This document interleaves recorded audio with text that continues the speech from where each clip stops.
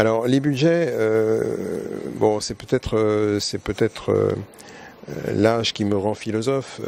Je suis plus dans le trip d'il y a quelques années où il fallait absolument courir après les budgets et finalement justifier de son importance au montant du budget qu'on manipule. Je dis pas que je suis pas encore dans cet état d'esprit-là, mais en tout cas de courir après les budgets. Mais je pense qu'on peut faire, enfin, trop de budget peut tuer l'initiative, peut tuer le petit plus d'innovation qu'on peut avoir quand on a moins d'argent. Bon, je prends l'exemple de la sensibilisation aujourd'hui.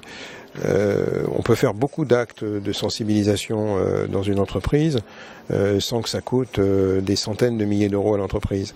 Donc effectivement, il y a des dépenses incontournables si on achète les solutions que veulent bien nous vendre les éditeurs qui sont présents au premier étage. Il va falloir sortir un petit peu d'argent. Mais ce que je veux dire, c'est que le budget pour moi n'est pas une fin en soi. On peut influer.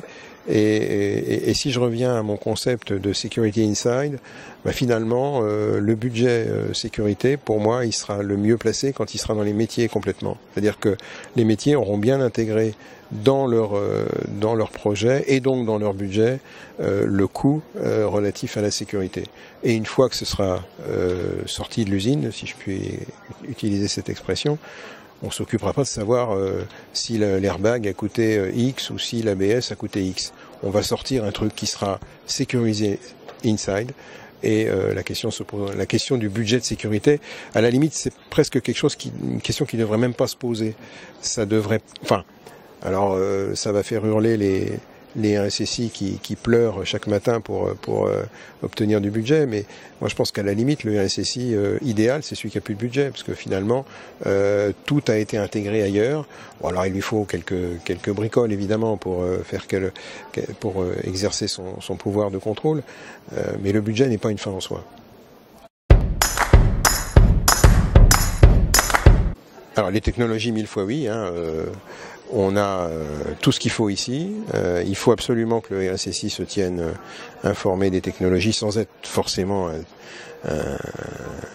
comment dirais-je, un super professionnel de toutes les technos, mais il faut absolument que le RSSI se tienne informé et on a tout ce qu'il faut ici sous la main.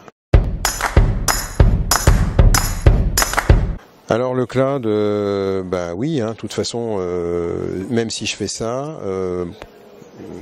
je tiendrai pas la route très longtemps. Donc je pense qu'effectivement le cloud, comme le disait encore Monsieur Poupard, représente plein de dangers.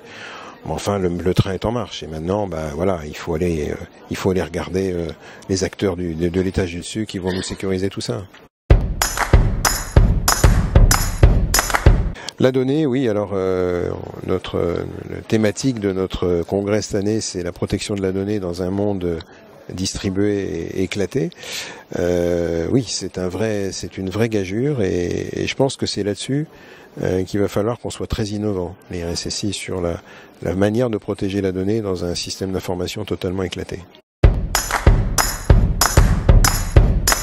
Le juridique sont nécessairement nos amis, hein. On peut pas être expert en tout, donc effectivement il faut savoir s'entourer d'experts juridiques, et tout est juridique aujourd'hui. Enfin, le contrat cloud dont on vient de parler tout à l'instant, voilà, les clauses juridiques sont excessivement importantes, et là il nous faut des partenaires dans l'entreprise.